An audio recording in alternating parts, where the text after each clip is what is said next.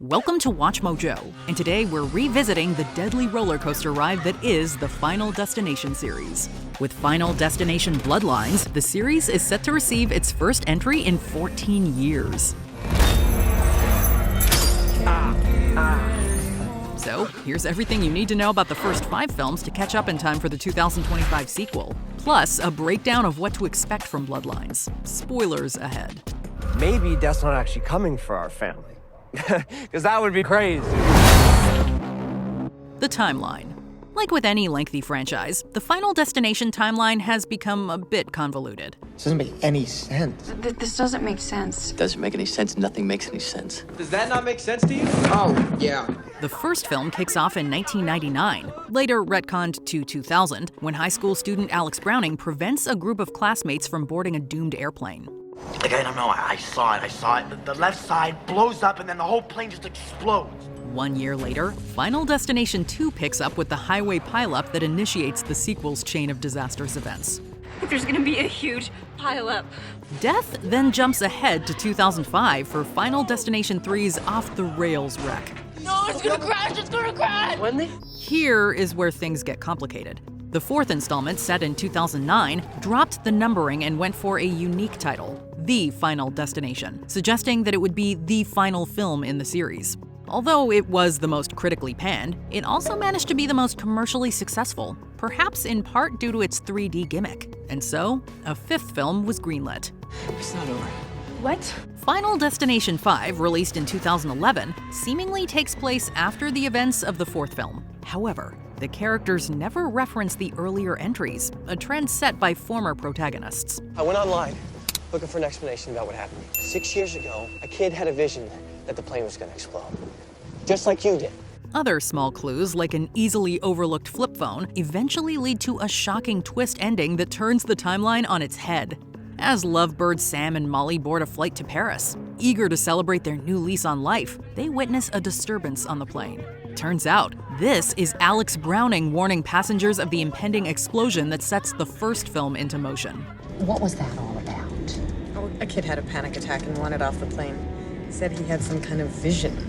So, this makes Final Destination 5 a prequel, and the 4th film's events the most chronologically recent. But that is set to change according to the synopsis for Final Destination Bloodlines. Although it'll feature a prologue set in the 60s when a woman witnesses the collapse of a building before it happens. Everyone needs to get off the dance floor! The story will then pick up in current time, with her granddaughter experiencing similar visions. It all started with Grandma. Death is coming for us because we were never supposed to exist. Series connections. So, how are the sequels related to one another? Apart from the Easter eggs we'll get to later, the films don't have a ton of storyline overlap. Clear Rivers, a student who beats Death's list in the first movie, does appear in Final Destination 2. She's recruited by that story's lead, Kimberly Corman, to help cheat Death's design again. You gotta help me. I don't have to do anything. But you beat it. In a key scene, the pileup survivors realize they all have some cosmic connection to the characters in the first film, even if just through pure coincidence. The teacher I replaced, her name was Val Luton. She was from Mount Abram. She died in an explosion. Shit. The call about the train wreck that saved my life. That was the night I scraped up Billy Hitchcock.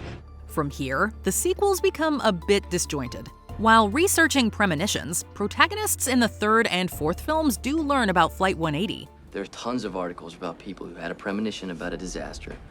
They saved themselves, and then they died. However, this merely serves as a plot device to carry the story forward, offering some guidance to the shaken visionaries. They died in the order they would have if they'd stayed on the plane. Unless someone intervened, and it skipped them. Of course, the final sequence of Final Destination 5 overlaps with the first sequence of Final Destination. Despite only having minor connections, there is one fan favorite who plays a small but vital role in a number of entries: William Bludworth. The series Mortician, played by the late horror icon Tony Todd, appears in films 1, 2, and 5 to share some interesting insights with the survivors. It's all part of Death's sadistic design, leading to the grave. Design. Bludworth knows a great deal about the accidents, premonitions, and even the characters themselves. You have to follow the signs, Kimberly. How do you know my name? His omnipresence has even led to some fan theories that he's death itself, though this remains unconfirmed. I don't make the rules. I just clean up after the game is over. Through cryptic and menacing innuendos, Bludworth provides some potential solutions for those hoping to defy their karmic fates. For every life, there's a death. For every death, there is a life. But the introduction of life that was not meant to be, that could invalidate the list. However, these methods never quite pan out. After all, Bludworth is very clear that once you cheat death, you'll find yourself on the Grim Reaper's list. And in every case, he will come knocking very soon. You have to figure out how and when it's coming back at you. By Final Destination 5, Bludworth has been promoted to coroner, once again planting mysterious seeds about death's design. Death doesn't like to be cheated. Todd will reprise his role in Bloodlines, but due to his tragic passing in 2024, it'll be one of his final features. I'll see you soon. Death's Playbook. Destiny is a recurring theme throughout the series. Interestingly, the premise of the first film was originally slated as an episode of The X-Files before being adapted into its own movie. So the supernatural undertones of the universe have permeated every entry. While trying to understand Death's design, characters reference omens, actions and reactions, and butterfly effects. How do we know? Just by sitting here, by breathing the air, or even crossing the intersection that we haven't started, in motion, the events that will someday lead to our death 40 years from now, 10 years from now, tomorrow. One common pattern intertwines every film. Those who defied death will inevitably perish in the same order they did during the premonition. They mirror the order everyone died in on the bridge. An exception comes in Final Destination 2, where the characters are taken out in reverse order thanks to Clear's involvement. Being alive after we were supposed to die, it caused an outward ripple. That's why death is working backwards. It's tying up all the loose ends. In trying to break this cursed pattern, the protagonists launch a number of intriguing, albeit unsuccessful campaigns. There's the theory that the creation of a new life could restore vitality, that the protagonist's self-inflicted demise would disrupt the order, or that killing another person will grant you their lifetime. Ultimately, we're reminded of Bludworth's chilling warning. In death, there are no accidents, no coincidences, no mishaps, and no escapes. In other words, nothing has worked. Another rule established by the series is that if your life is saved, death simply skips you and moves on to the next victim until it's your turn again. You know, saving Janet either destroyed Death's list or it skips her for now, and then I'm next. As they fall one by one, the doomed characters realize that even scrambling the order won't invalidate the plan. They'll always end up right where the Reaper wanted them to be from the beginning. What if we didn't change anything? What if us being here, right now, was the plan from the beginning? Even if the inventive death scenes are the main draw, Final Destination is at its best when it explores these existential questions about life and death. Newton says that every action has an equal and opposite reaction, and that action we take might have an opposite reaction that thwarts death's intent. If you could see how you were going to die, would you want to know? When I die, it's gonna hurt. If you intervene in death's plans for you, what negative ripple will this have for someone else? Do I cause your death? Just like you caused theirs? Since Bloodlines will trace this bizarre phenomenon over several decades, it'll be interesting to see how the family navigates the prophesized chain of events. This book, it will show you everything you need to know to keep our family safe. Seer Powers. Every Final Destination protagonist experiences some kind of psychic ability to witness tragic events before they occur. It manifests as dreams, signs from the universe, and even just intense feelings. Oddly, the writers never actually investigate why the protagonists have these gifts or how they've suddenly harnessed them. I had a vision. A vision? Psychic phenomena? Ghosts? Bigfoot? You actually believe in that stuff? I don't know.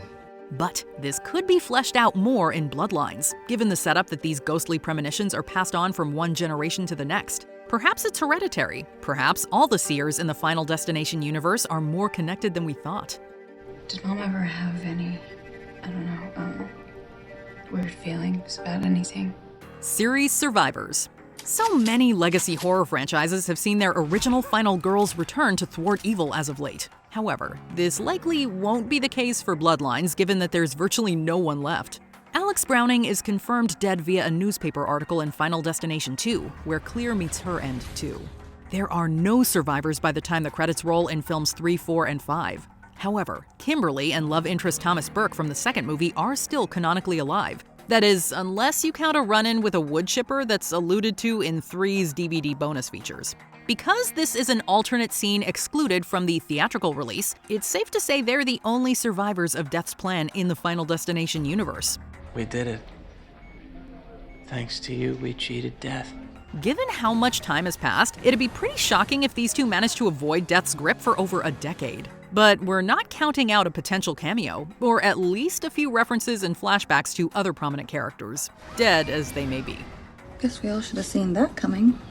Before we continue, be sure to subscribe to our channel and ring the bell to get notified about our latest videos. You have the option to be notified for occasional videos or all of them. If you're on your phone, make sure you go into your settings and switch on notifications. Easter eggs. The series is filled with a ton of meta callbacks to its own entries that only die-hard fans will pick up on. The race car that eventually causes the crash in the fourth movie is seen in Final Destination 5. A poster for Clear River's water, which matches the name of a major character in the series, is visible in the Final Destination. One particular brand of beer just keeps appearing when characters meet their end throughout several films. Apart from the self-referential Easter eggs, Final Destination also references pop culture. The characters in the first film all share last names with iconic horror movie directors. Billy Hitchcock, for example. But the one biggest Easter egg that appears time and time again is the number 180, the flight number from the first movie. Whether in a reflection or as an anagram, the numbers 180 are the most recurring indicator that the same deadly pattern we've all become so familiar with is playing out once again. So be on the lookout for it in Bloodlines. Speaking of Bloodlines, let us know what layers of Death's plan you hope to see unravel in the upcoming film. Share your thoughts down below. Did you enjoy this video? Check out these other clips from WatchMojo, and be sure to subscribe and ring the bell to be notified about our latest videos.